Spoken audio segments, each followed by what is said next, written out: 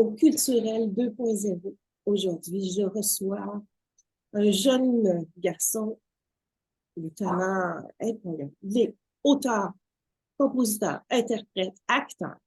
Alors, je te dis bonjour, Julien, Louis-Julien Duceau. Bonjour Sylvie, merci de me recevoir. Ça me fait très plaisir. Tu vas bien? Ça va super bien toi-même? Oui, merci. Bonne année. Merci, toi aussi. On n'a pas fini de le dire encore. Non, on n'a pas fini, on a encore le droit. Euh, Oui, Julien, Louis-Julien, c'est comme ça que tu veux qu'on exactement. Ouais, c'est ça? Louis-Julien. Alors, Louis-Julien, moi, je suis tombée sur une de tes vidéos, puis j'ai trouvé que vraiment, tu avais un très, très beau talent, puis je voulais en savoir plus sur toi. Alors, parle-nous justement de qui est Louis-Julien Duceau. Je me considère comme un auteur-compositeur-interprète à part entière dans la plus pure tradition de ce que c'est. J'ai une passion pour la chanson depuis que je suis tout petit. J'ai une passion pour chanter, pour performer. Je pense que à la base de tout, je suis un interprète. Donc, le plaisir de jouer puis de rendre un texte, que ce soit écrit par un autre ou écrit par moi, ce sera toujours ma principale passion. Puis voilà, puis vers la fin de mon adolescence, j'ai commencé à vraiment me mettre plus à l'écriture, à la composition, à essayer de voir où m'amenait ma voix, mes mots et mon piano. Puis voilà, puis finalement, ça a donné le premier album qui est disponible en ce moment. Puis, euh, puis voilà, c'est de la chanson francophone. C'est comme ça que je le dis quand j'essaie de nommer le style. Tu sais, parfois ça a des couleurs pop, des fois ça a des couleurs rock, des fois ça a des couleurs un peu jazz, des fois un peu orchestral. Donc, j'essaie de pas trop me mettre dans une boîte par rapport à ça, mais c'est de la chanson. Voilà.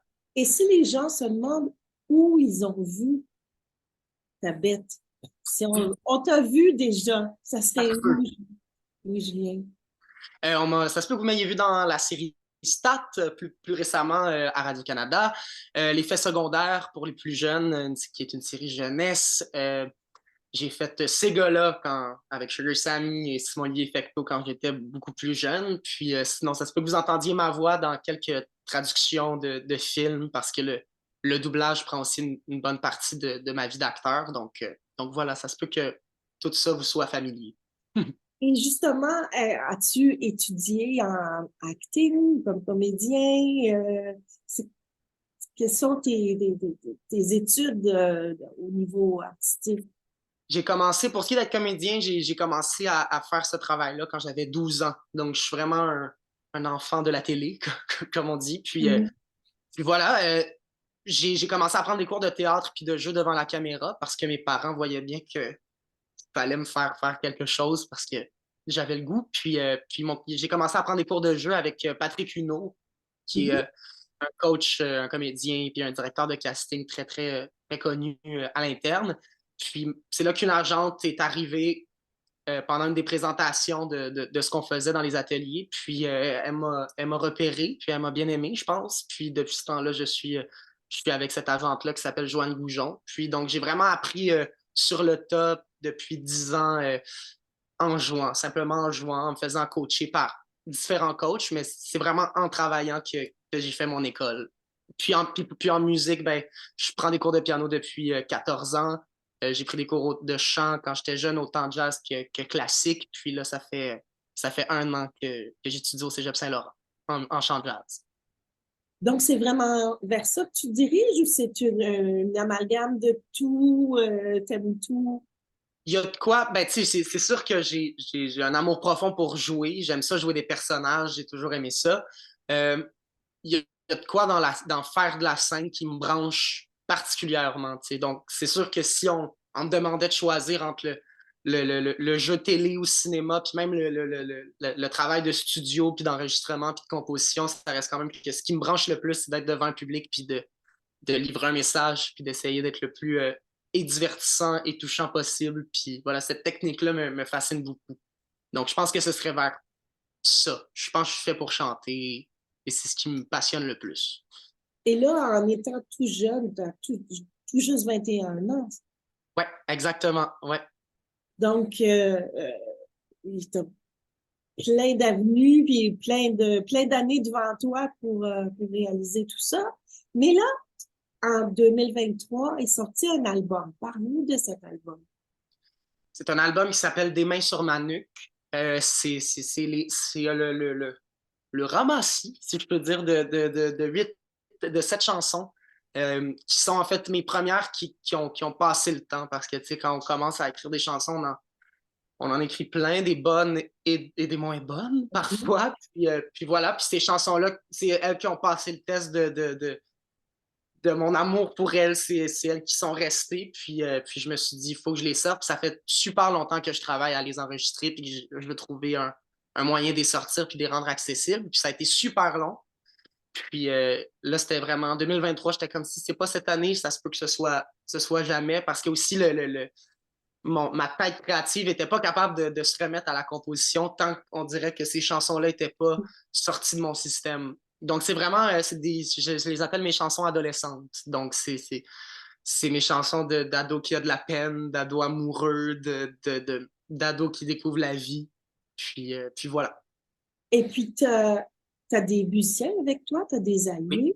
moi, complètement des musiciens extraordinaires. Je pense que c'est la plus grande, c'est sans doute le plus grand cadeau que ce travail-là me permet, c'est de pouvoir, ben, premièrement l'heureux hasard que mes bons amis qui étaient dans ma vie avant que ce projet-là entre en compte sont aussi de bons musiciens. Donc, je vais les nommer.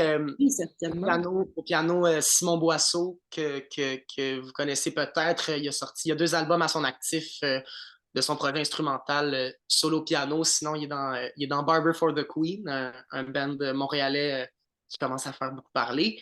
Puis il est musicien accompagnateur pour Émile Bourgault, pour Freds aussi. Ok. Donc, voilà, Thomas Saunier à la guitare électrique, qui fait de la tournée avec Émile Bourgault aussi. Violoncelle, Adèle Saunier. Au violon, Emmanuel Brindelille. À la batterie, Gabriel Bédard. À la basse, Alexandre Méthode.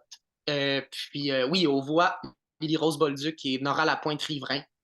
Euh, qui sont, voilà, donc c'est ma petite gang. Et Émile Bourgault, sans oublier Émile Bourgault, qui est mon partenaire dans le crime, si je peux dire ça comme ça, qui me suit pas mal de toujours très près. Je le suis pas mal de très près, que ce soit comme dans la direction vocale, dans le coaching d'interprétation. Émile, il passe beaucoup de temps avec moi pour retravailler mes textes parce que c'est un auteur que je respecte et j'admire beaucoup, beaucoup, beaucoup, beaucoup. Donc voilà, c'est vraiment une communauté de musiciens qui me rend extrêmement fier. Je suis convaincu que vous allez réentendre ces noms-là et leurs sons aussi. Je suis convaincu. Et puis, donc, il n'y a pas d'album physique pour le moment. Pas On pour le peut moment. trouver où tes chansons? Sur toutes les plateformes numériques, donc Apple Music, Spotify, même YouTube, euh, Amazon Music, Oui. donc toutes ces plateformes-là, toutes le streaming. Là. Puis en 2024, devrait paraître des copies physiques que je vendrai dans mes spectacles. Puis voilà. Et parlons de spectacle. Où on peut t'entendre, Louis-Julien? Ben, très prochainement, le 1er février, je chanterai avec mon ami Émile Bourgault au Vert Bouteille.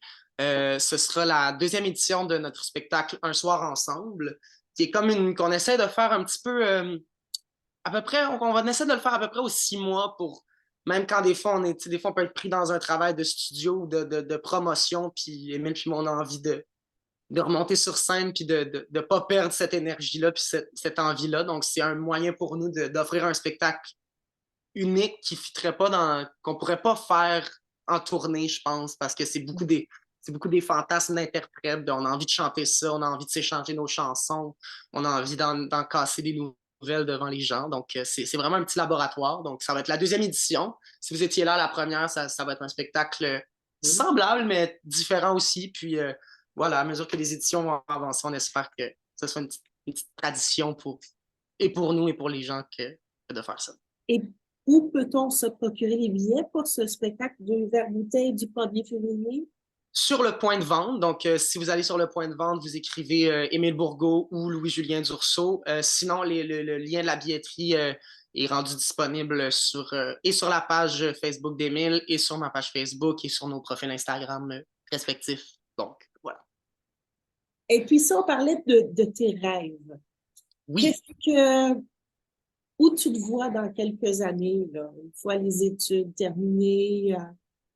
j'ai envie de chanter. C'est pas mal mon souhait le plus précieux. C'est chanter le plus possible avec des musiciens que j'aime, que j'admire, continuer à, à tout le temps avoir quelque chose à apprendre dans la recherche, dans la recherche autant des textes que du son, que voir où ma chanson peut aller, puis avec un peu de chance, ben, de chanter pour le plus de personnes possible, que le plus de gens possible puissent aimer ça, puis trouver ça intéressant.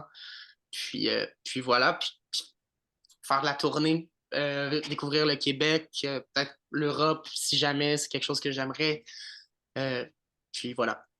Donc, tous les rêves sont permis pour toi? Je suis un grand rêveur. Oui. Depuis que je suis petit, c'est pas mal ce que je fais, c'est pas mal ce que je fais de mieux. Rêver. Ouais, voilà. J'ai vraiment sans aucune gêne, je suis ce petit enfant qui rêvait longtemps d'être dans des arénas devant des milliers de personnes, puis qui se voyait chanter, puis qui fermait les yeux devant son miroir, puis qui rêvait de ça. Donc, voilà, ce serait de continuer vers là. Et qui dirais-tu sont tes inspirations? Ben, tout, la chanson francophone en général, c'est ce qui m'a forgé quand j'étais enfant. Ça doit être pas mal ce que j'ai le plus écouté quand j'étais enfant. Ma mère écoutait beaucoup Starmania. Je sais pas combien de fois par semaine ça roulait chez moi. Mhm. Ma mère écoutait beaucoup Ariane Moffat. Tu sais, ça, des plus vieux, des plus jeunes, Charles Aznavour. Ma première idole dont je me souviens vraiment, c'était Gilles Vigneault quand j'étais petit. Je me souviens, c'est le premier spectacle que j'ai vu. Puis c'est le plus vieux souvenir que j'ai, mais il est très, très clair encore. Puis j'avais 3 ans.